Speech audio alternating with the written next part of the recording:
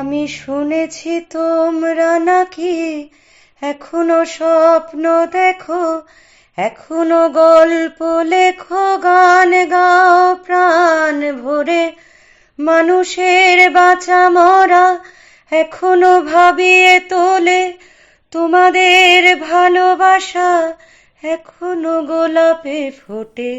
মানুষ যখনই তার অধিকারের দাবিতে সোচ্চার হয়েছে, তার উপর বারবার নেমে এসেছে ক্ষমতার ধারক ও বাহকদের আক্রমণ, যাতে হয় সে ভয়ে পিছিয়ে আসে, না হলে তার প্রতিরোধকে হিংসার নাম দিয়ে তার দাবিগুলিকেই খারিজ করে দেওয়া যায়।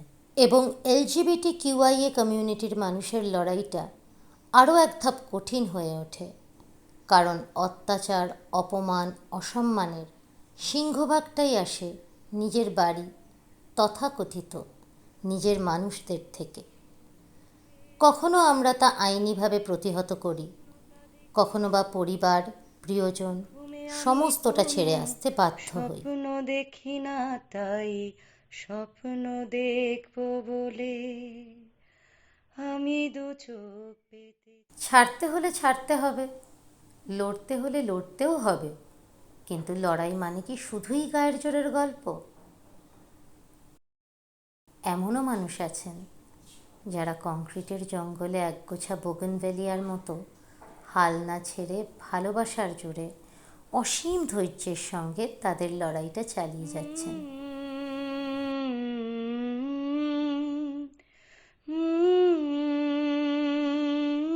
আসলে লড়াই তো সবাই করে, কিন্তু সবার লড়াই করার পথ আর পদ্ধতি কোনোটাই এক হয় না। যেমন দেখুন, আমি বসে আছি, আমার পেছনে একটা বন্ধ দরজা। প্রত্যেকটা দরজার পেছনেই একটা আলাদা আলাদা রাস লুকিয়ে থাকে, তাই আমাদের লড়াইগুলোও আলাদা আলাদা। আমার লড়াইটা ছিল শান্ত মাথায়, কিছুটা পলিটিক্স, কিছুটা ভালোবাসা, দুটো মিশিয়ে আমার লড়াই। আমার লড়াই ছিল এই যে আমাদের সমাজ, পিতৃতন্ত্র, পিতৃতন্ত্রের অধিকারী মানুষগুলোকে ভাঙা। তাহলে মনে হয় আমি কিছুটা এগিয়ে যাব। আমার লড়াই ছিল আমার ঘর থেকে, আমার বাবা, আমার ভাই।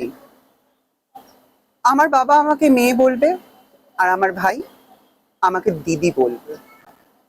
হয়তো পথটা শক্ত ছিল, আর আমরা যেটা বলি পিতৃতন্ত্র মানেই মাথা গরম। তাই আমি মনে করতাম সব লড়াই হয়তো মাথা গরম দিয়ে হয় না, কিছু লড়াই শান্ত মাথায়ও করতে হয়। তাই এই পথটা আমি অবলম্বন করেছিলাম। দেখবেন, আপনি যখন কথা বলবেন আর আমিও যখন চিৎকার করব, তখন হয়তো কারোর কথাটাই শোনা যাবে না। আমার মনে হয় আগে আমার বিপরীতে কি বলছে সেটা শুনে নেওয়া দরকার আছে, তারপরে আমি উত্তর করব শান্ত মাথায় এবং ভালোবাসার সাথে, অনুভূতি দিয়ে, যাতে আপনি আমার সামনে থেকে যখন বাড়ি চলে যাবেন, আপনাকে যেন কথাগুলো বাড়ি গিয়ে রাত্রিবেলা ভাবায়, শান্ত মাথায়। তাই একদিন আমি আমার ভাইকে, মানে পিতৃতন্ত্রের ধারককে বলেছিলাম, এই শোন, আমাকে দিদি বলবি, আর যদি দিদি ভাবিস তাহলে রাখি আর ফোঁটা দুটোই নিয়ে যাস। ওই যে বললাম না, ভালোবাসা আর অনুভূতি। দেখবেন পলিটিক্সটা তখন অনেক ইজি হয়ে যাবে। আর তাই আমার লড়াইয়ের জয়টা হয়তো কোথাও গিয়ে প্রথম ধাপটা আমি এগিয়ে গেছিলাম। আমার লড়াই এইভাবেই চলছে। তাই আমি বলবো, আপনিও ভালোবাসুন, আমিও ভালোবাসি। ভালোবাসায় সব সম্ভব।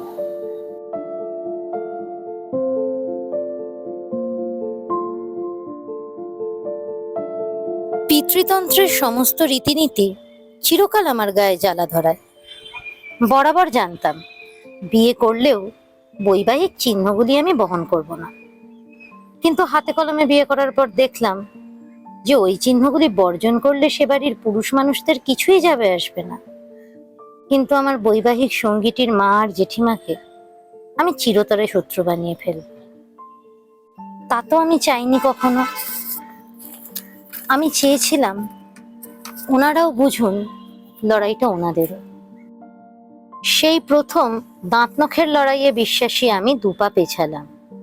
কিছুদিনের জন্য এই চিহ্নগুলি বহন করেই তাদের বোঝানোর চেষ্টা করলাম সমস্যাটা কোথায়। এর মধ্যে তাদের সাথে এক সখ্যতাও গড়ে ওঠে। কিছুদিন পর যখন ওই চিহ্নগুলি ত্যাগ করলাম, ওনারা সেটা সমর্থন না করলেও সম্মানজনকভাবে মেনে নিলেন।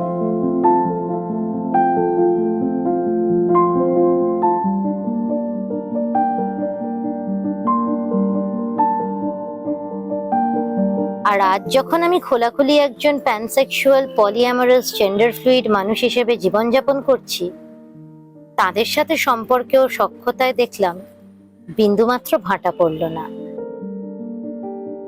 এরপরেও আমি দাঁত নখের লড়াইয়ে বিশ্বাসী, কিন্তু সেই অস্ত্র দুটিকে যদি কখনো কখনো বিরাম দিয়ে তাদের ধারটি বজায় রাখা যায়, ক্ষতি কি?